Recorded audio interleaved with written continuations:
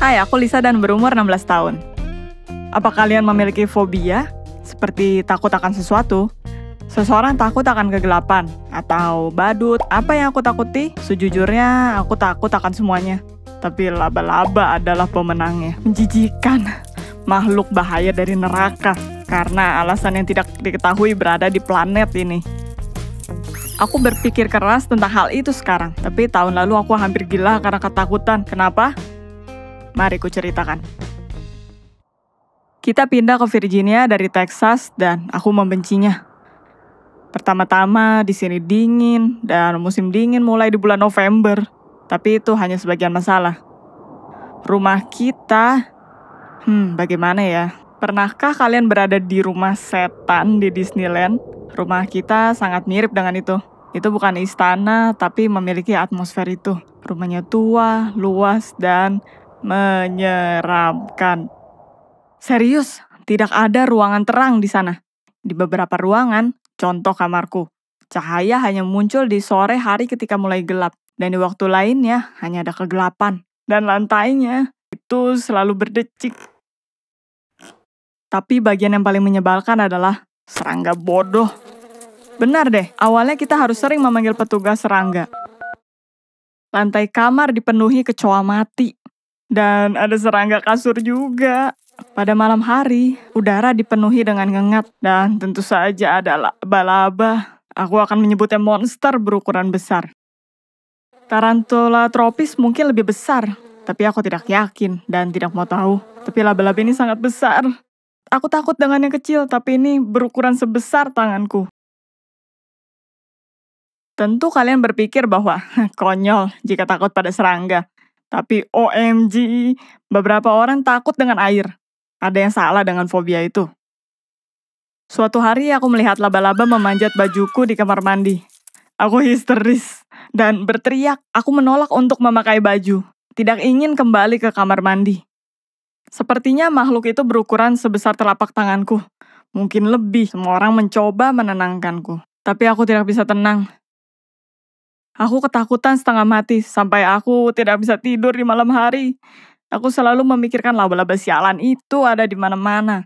Dan tidak hanya di sarang mereka di sudut, tapi mereka bergerak kemana saja, ke meja, lantai, keranjangku. Apa yang terjadi mengingatkanku dengan zombie, dan tujuannya adalah menghukumku sampai aku mati. Akhirnya aku tertidur dengan tidak tenang.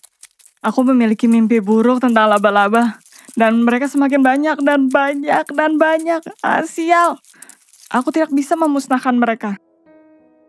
Tiba-tiba melalui mimpiku, aku merasa disentuh oleh kaki laba-laba. Mereka menggelitiku leherku dan mulai memanjat wajahku. Aku melawan, berusaha melepaskannya dariku, tapi tidak bisa. Lalu aku menyadari bahwa itu hanya mimpi dan membuka mataku. Itu tidak mudah. Untuk 3 detik aku terbaring tanpa menarik atau membuang napas dan hanya menatap langit-langit, mencari tahu di manakah aku. Aku lalu berguling dari ranjang dan berteriak, "Pembunuh!" dan mulai meloncat pada satu kaki, mengusap kuping dan leherku seperti orang gila dan berusaha mengeluarkan makhluk itu dari tubuhku. Orang tuaku bergegas masuk ketika mereka mendengar teriakanku dan bertanya apa yang terjadi. Aku memiliki laba-laba yang memanjat ke dalam tubuh makhluk berburu ini. Aku tidak tahu harus apa. Mereka akan bertelur di dalam kan? Benar kan? Mereka berusaha menenangkanku dengan berkata, "Sayang, laba-laba tidak memanjat masuk ke tubuh manusia dan bertelur.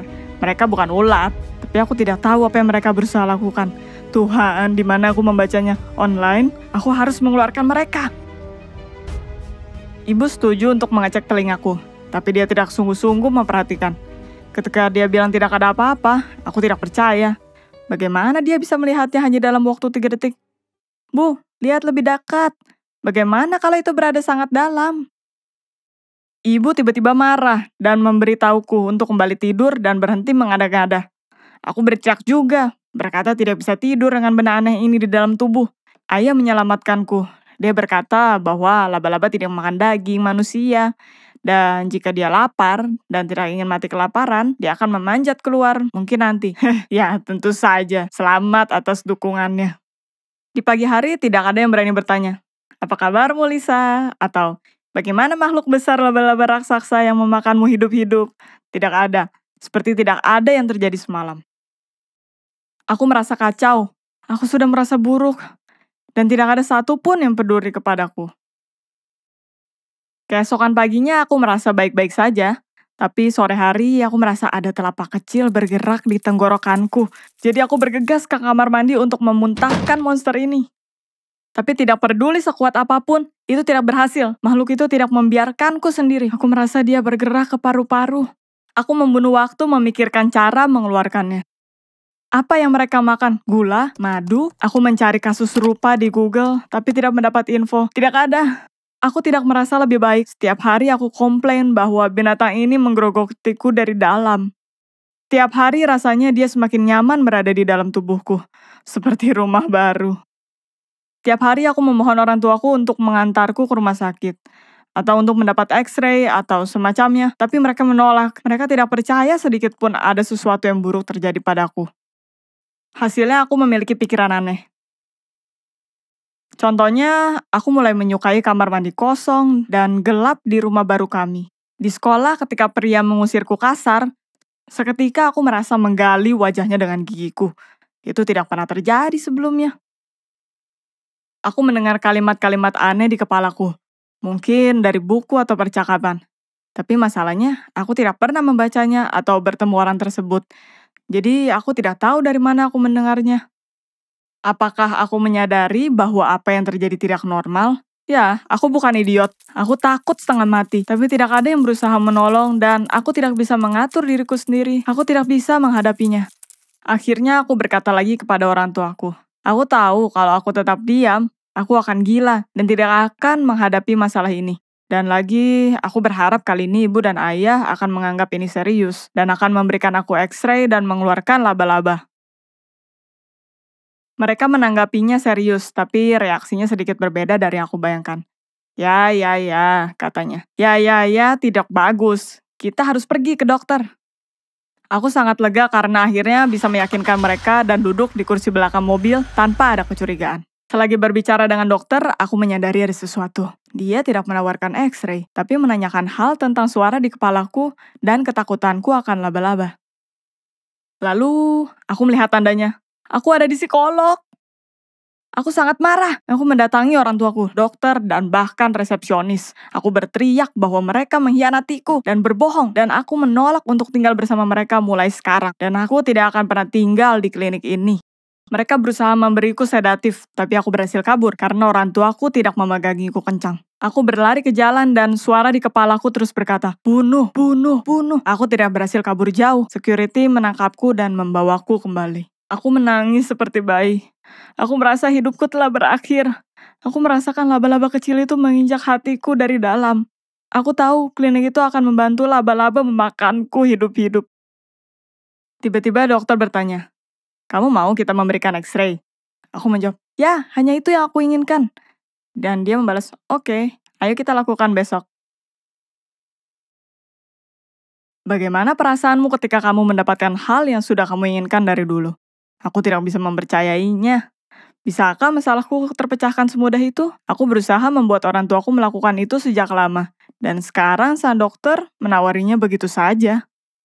Aku mendapatkan x-ray keesokan harinya. Dan itu menunjukkan tidak ada apa-apa di dalam tubuhku. Tapi apa sensasi itu? Suara di kepalaku? Dokter menjelaskan bahwa aku mungkin menelan laba-laba itu di mimpiku. Tapi dia tidak bisa bertahan di dalam tubuh dan sangat mungkin mati di perutku dan keluar secara natural. Itu kadang terjadi, sangat langka. Tapi setelahnya beberapa orang merasa ketakutan, panik, dan paranoid. Aku tidak perlu merawat mentalku, tapi ketakutanku bukan ciptaanku sendiri, yang seperti kata orang tuaku. Aku hampir loncat kegirangan. Dokternya adalah seseorang yang luar biasa, yang mengatasi masalahku dan menanggapinya serius. Dia meyakinkan orang tuaku bahwa itu bukan hal terbaik, tinggal di rumah penuh laba-laba ketika anak kalian memiliki ketakutan dan fobia.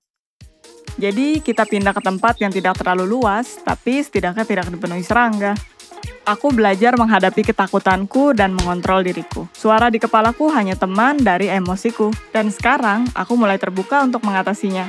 Dan aku meminum seluruh botol teh untuk memastikan aku sudah menghilangkan sisa-sisa laba-laba. Subscribe ke channel ini dan kita akan membuat cerita menarik lainnya. Bagaimana jika hidup kalian lebih menyenangkan?